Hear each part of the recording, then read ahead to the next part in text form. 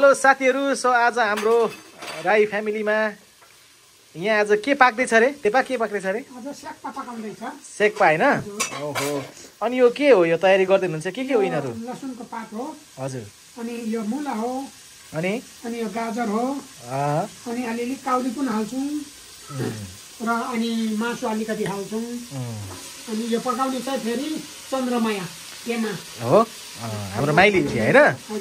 अनि यो तपाईहरुले यो कहाँ सिक्नु भएको यो? यो त पहिलेदेखि हामी यसो सिक्थ्यौँ, गाउँघरमा यसो पकाउँथ्यौँ। हामी त्यतिमा नि यसरी शेर्पा स्टु बनाएर खुवाउँथ्यौँ।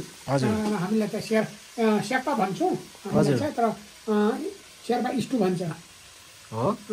यसमा अरु के हाल्न सकिन्छ त? अरु के अनि यो 3 थरी भयो, मासुसँग 4 थरी, काउलीसँग 5 थरी भयो भने आलु पनि अलिक हाल्ने 6 थरी। अनि यहाँ फेरि छ कता राख्यो यो हेर्नुहोस्, त्यो चाहिँ फेरि सिमी सुकेको सिमी भिजाएर त्यहाँबाट पकाउने 6-7 थरीको आइटम, 7 थरीको आइटम हुन्छ। भनेपछि यो हामी आज खानामा यही बन्दैछ हैन? यसको चाहिँ धेरै राम्रो मिठो हुन्छ, डिलिसियस। यो कुनै बाहिर देशबाट आएको खाना हो कि के हो यो? यो चाहिँ भनौँ भने अब पहिले चाहिँ शेर्पा स्टु भनेको चाहिँ कुहिरेले चाहिँ स्टु भनेको चाहिँ यो सबै मिसाएको मिक्स गरेर हैन? सबै मिक्स गरेको चाहिँ स्टु। अनि शेर्पाको बारे चाहिँ अनि सेक्पा भन्छ। त्यस्तै हाम्रो पनि अहिले सेक्पै भन्छौँ। सेक्पा भन्छ हैन? अनि हाम्रो आज कुक गर्ने चाहिँ हाम्रो यता माइली हुनुहुन्छ हैन? मेरो देमा।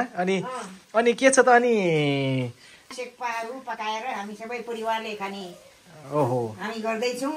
त्यतिकै खान्छौँ। हामी त्यो एउटा थेन्दुकहरू के भन्छ नि त्यो जस्तै मासु अलिकति, सब्जी अलिकति, अनि त्यो मैदा बेलेर मसिनो पार्ने, त्यसलाई चाहिँ थेन्दुक भन्छ। यो बनाउन के छ? सजिलो छ? थेन्दुक बनाउनु अलिक सजिलो छ। यो स्टु शेर्पा स्टु यो सेक्पा बनाउनलाई चाहिँ अलिक धेरै थरीका चाहिन्छ।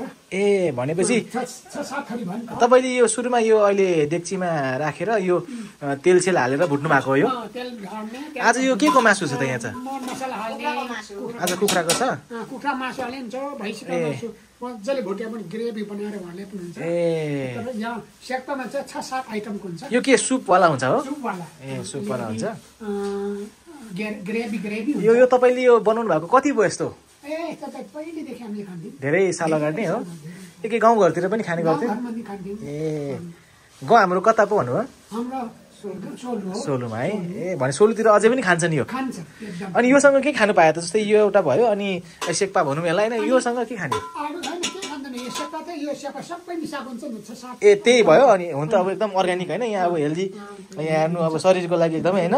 मुलादेखि लिएर डाइजेसनको लागि, अनि यो गाजरहरूदेखि लिएर हरियो लसुन त बेस्ट भइहाल्यो। अब काउलीहरू होइन?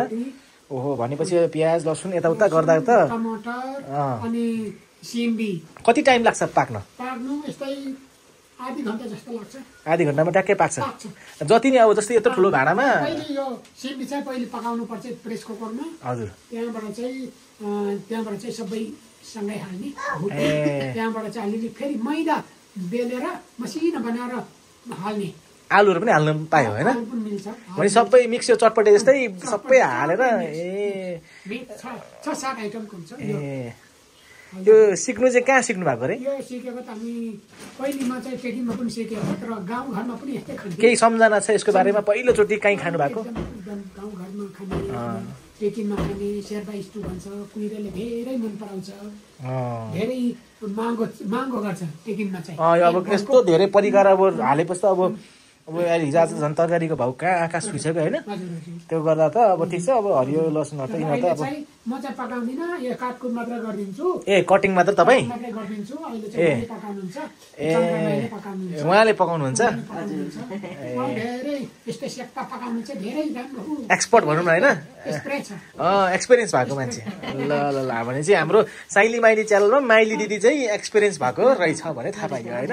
भनेपछि साथीहरू तपाईँहरूले पनि अब यो हेर्नुभयो भने अब यहाँ यस्तो धेरै परिकारहरू यहाँ छ। अब यसमा अब थप अघि भन्नुभयो जस्तै उहाँहरूले काउली पनि यस्तै कस्तो यहाँ हाल्ने हो अँ त्यसमा यस्तो भनेर अच्छा ल कटिङ पनि गर्नु हुँदो रहेछ है उहाँले हेर्नु है गरेर मिलाएर काट्नुपर्छ हजुर हजुर हजुर धेरै लामो पनि होइन धेरै छोटो पनि एक साइजको बनाउनुपर्छ यसरी सबै है अनि सबै यस्तो मिठो हुन्छ कि अनि सोप्नै अर्को हुन्छ जिउ नै तातो हुन्छ नि त होइन तातो हुन्छ मान्छे यो त बिरामी बेला पनि खान पाइयो है खान मिल्यो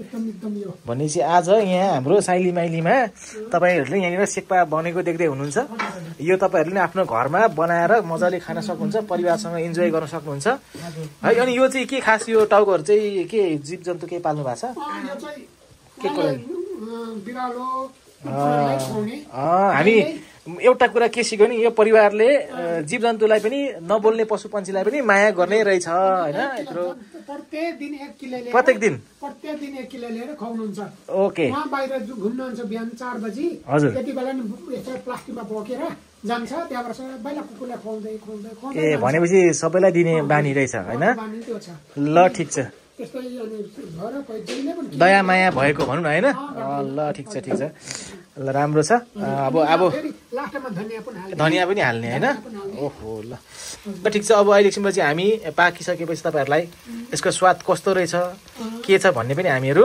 चाखेर तपाईँहरूलाई भन्ने नै छौँ ल अहिलेको लागि यति नै है